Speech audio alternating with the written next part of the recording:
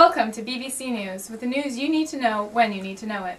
Today we'll discuss Great Britain and Ireland. Great Britain seems to be enjoying a newly created, full-fledged democracy without any problems at all. But some say that's not the full story. Old-fashioned 19th century nationalism is alive and well in Southern Ireland.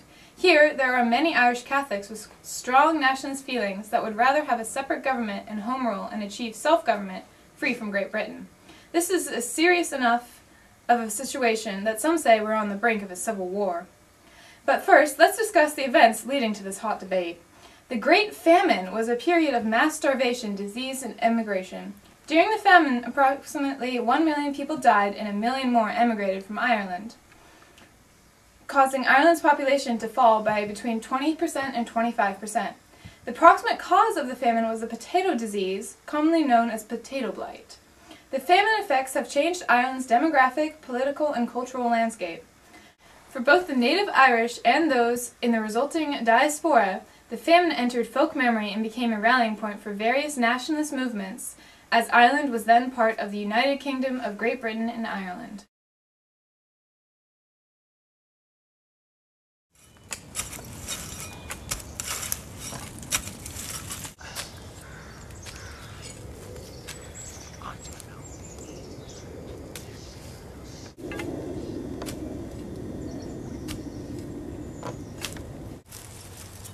Wait, you guys!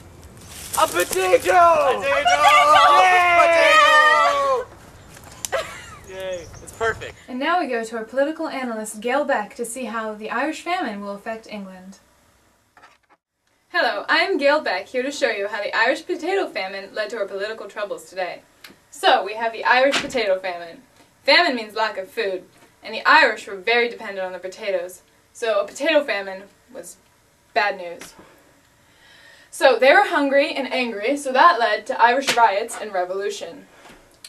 The revolution and the riots scared the English crown, so the English granted certain concessions, such as revoking Anglican church rights and giving Irish peasants more rights.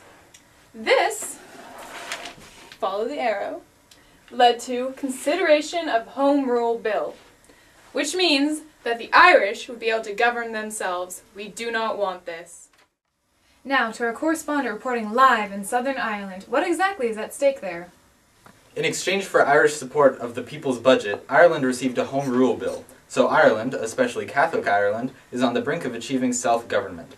But not everyone in England is happy about this. Irish Protestants in Ulster oppose it. They refuse to submit themselves to a Catholic Ireland. Nationalism is most definitely a driving force in this situation. The whole concept of an Irish nation was born of a common people, sharing a common language with common culture and customs, living on the same island. The concept of nation building has been a popular idea across Europe for a long time. Irish nationalists are no exception. They wish to rule themselves. Back to you, Zoe.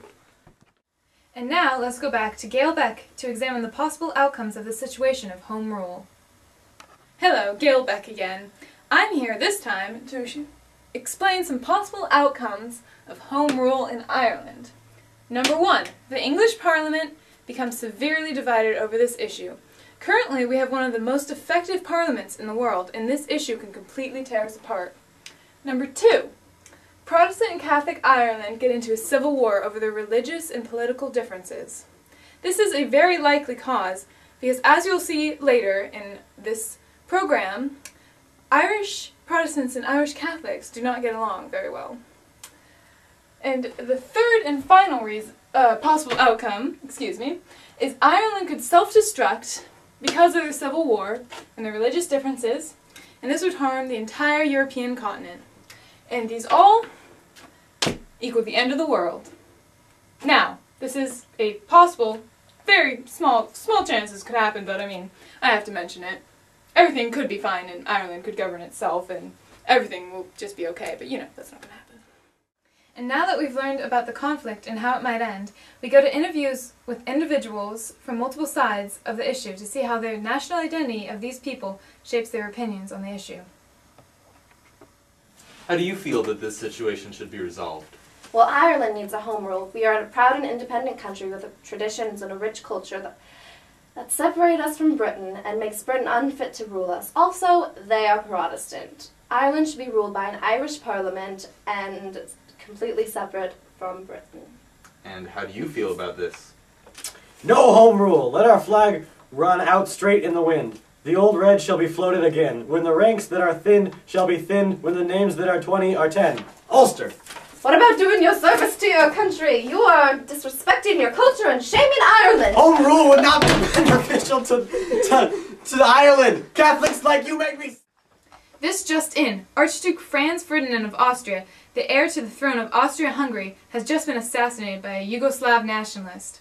There's rumors that this is the trigger of the great war that we are now facing. Debates between Ulsters and nationalists concerning home rule have been put on hold as a result, though these strong feelings of national pride cannot be suppressed. And now we will watch a demonstration of Ireland's nationalistic spirit.